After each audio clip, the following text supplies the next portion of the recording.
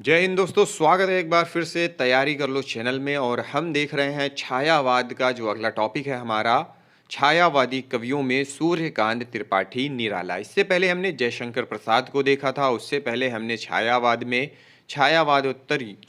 में हमने देखा था क्या, रहस्यवाद के बारे में जाना था। तो दोस्तों ये है सूर्यकांत त्रिपाठी निराला। अगर इससे पहले की वीडियोस आपने नहीं देखी है तो चैनल के प्लेलिस्ट में जाएं। यूजीसी नेट जेआरएफ अक्टूबर 2021 के नाम से प्लेलिस्ट है, उसमें जाकर आप उन्हें देख सकते हैं। तो दोस्तों ये सूर्यकांत त्रिपाठी निराला छायावादी कवि हैं और इनका जो समय है वो है 1897 ईस्वी से लेकर के 1962 ईस्वी तक। छायावादी कवि निराला की प्रमुख कृतियां हैं अनामिका, परिमल, गीतिका, बेला, नए पत्ते। अनामिका, परिमल, गीतिका, बेला, नए पत्ते। राम की शक्ति पूजा, कुकुरमुत्ता, सरोज स्मृति, तुलसीदास, जूही की कली, सांध्य सुंदरी, जागो फिर एक बार, बादल राग, दान, तोड़ती पत्थर, भिक्षुक उनकी उल्लेखनीय कविताएं हैं। फिर है कि निराला के प्रगीत, जो गीति काव्य के प्रमुख तत्व हैं कौन कौन से, वैयक्तिकता, आत्माभिव्यक्ति, संगीतात्मकता, गेयता, भावप्रणेता, संक्षिप्तता, ये क्या है, गीति काव्य के प्रमुख तत्व हैं।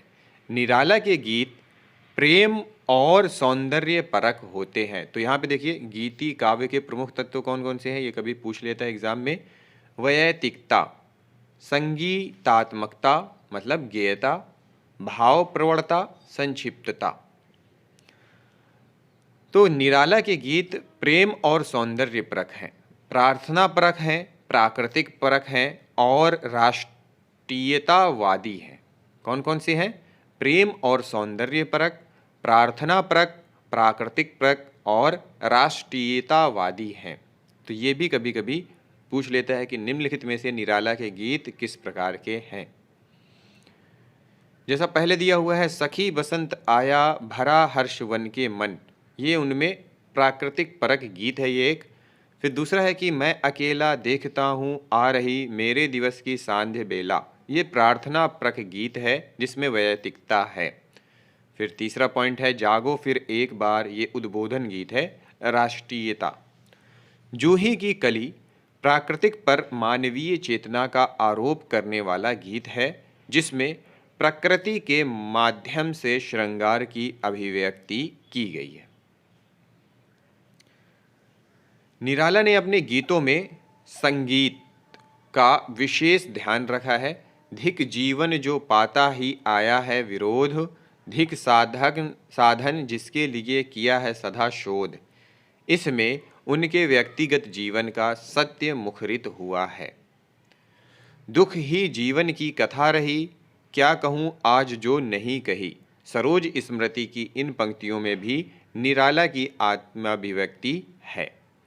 निराला के गीतों में भाव प्रवणता विद्यमान रहता है, दार्शनिक गीतों में भावों का सहज वेग है। प्रगति चेतना, निराला छायावादी होने के साथ साथ प्रगति चेतना से भी संपन्न कवि थे। तोड़ती पत्थर, दान, भिक्षुक, बादल राग जैसी कविताएं उनकी प्रगति चेतना को स्पष्ट करती हैं। कुकुरमुत्ता में वे पूंजीपतियों के प्रति घृणा भाव व्यक्त करते हैं। ये पंक्ति है, कभी कभी परीक्षा में पूछ भी लेती है कि अबे सुनबे गुलाब, भूल मत जो पाई खुशबू रंगो आब, खून चूसा खाद का तूने अशिष्ट, डाल पर इतरा रहा कैपिटलिस्ट। ये पूंजीपतियों पर कटाक्ष किया गया है। निराला के काव्य में प्रयोग किन किन चीज़ों का, निराला जी प्रयोग धर्मी कवि थे। वे मुक्त छंद को हिंदी में लाने वाले कवि हैं। उनके अनुसार मनुष्यों की मुक्ति की तरह कविता की भी मुक्ति होती है। मनुष्यों की मुक्ति है कर्म बंधन से छुटकारा पाना, तो कविता की मुक्ति है छंद बंधन से छुटकारा पाना। ठीक है, मुक्तक छंद को हिंदी में लाने वाले कवि कौन है, सूर्यकांत त्रिपाठी निराला। फिर है कि कुछ लोगों ने निराला की आलोचना करते हुए उनके छंदों को रबड़ छंद, केचुआ छंद कहा है। पर उन्होंने इसकी परवाह नहीं की। तो एक चीज़ और मिल गया कि रबड़ छंद किनकी कविताओं में है, किनकी कविताओं को कहा गया है, निराला की। केचुआ छंद किनकी कविताओं को कहा गया है, निराला की। फिर है कि काव्य में संगीत के नए नए प्रयोग करने में भी वे कुशल थे।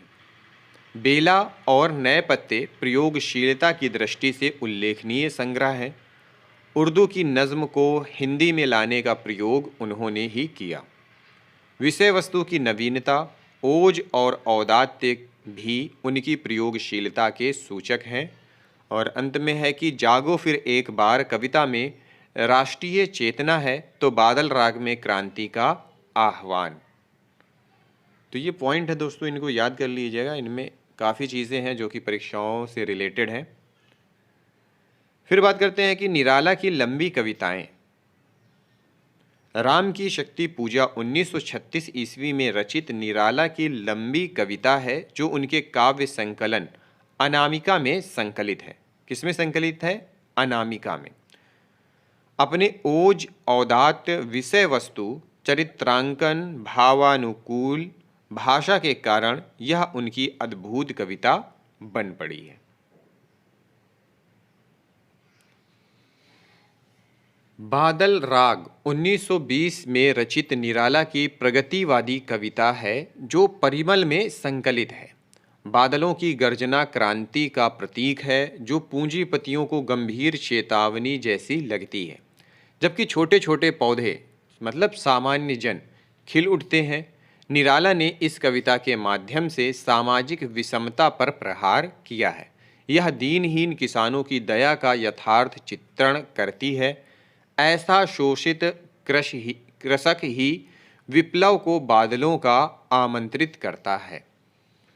फिर इनकी एक रचना है कुकुरमुत्ता 1941 में रचित तथा नए पत्ते में संकलित बहुचर्चित व्यंग्य परक कविता है जिसका मूल स्वर है प्रगतिवादी। कुकुरमुत्ता आमजन का तथा गुलाब पूंजीपति वर्ग का प्रतीक है। मतलब कुकुरमुत्ता आमजन और गुलाब पूंजीपति।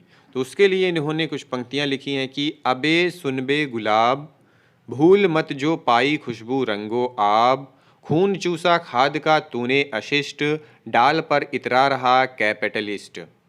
यह निराला की सामाजिक विषमता को उजागर करने वाली लंबी कविता है। साथ ही इसमें उन्होंने व्यंग्य का निशाना किसी एक व्यक्ति या वर्ग को नहीं बनाया। पूंजीपतियों पर, समाजवादियों पर, कवियों पर वे अपने व्यंग्य बाण छोड़ते हैं। डॉक्टर बच्चन सिंह ने इसे व्यंग्य परक कविता बताया है। इसमें अरबी फारसी के शब्द भी उन्होंने प्रयुक्त किए हैं। तो ये था कुकुरमुत्ता। अब बात कर लेते हैं मुक्तक छंद के प्रयोग की। निराला विद्रोही कवि थे। वे काव्य की विषय वस्तु एवं शैली में नवीनता के पक्षधर थे। निराला ने हिंदी काव्य में मुक्तक छंद का श्री गणेश किया था। छंदगत विषमता के साथ साथ मात्राओं की विषमता, छोटी बड़ी पंक्तियां उनकी कविताओं में मिलती हैं। उनकी छंद योजना पर व्यंग करते हुए किसी ने इसे रबड़ छंद कहा है तो किसी ने इसे केचुआ छंद भी कहा है। रबड़ छंद और किसी ने केचुआ छंद पर निराला ने इन आलोचनाओं की परवाह न करते हुए स्पष्ट घोषणा की, मनुष्यों की मुक्ति की तरह कविता की भी मुक्ति होती है। कविता की मुक्ति है छंदों के शासन से अलग हो जाना। तो दोस्तों ये था सूर्यकांत त्रिपाठी निराला जी के बारे में। अब अगली वीडियो में आते हैं किसी और कवि के साथ।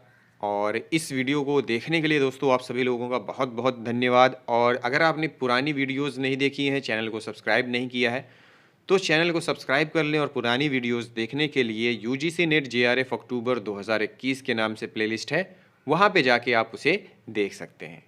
तो ये था दोस्तों हमारा आज का टॉपिक जो कि कंप्लीट हुआ।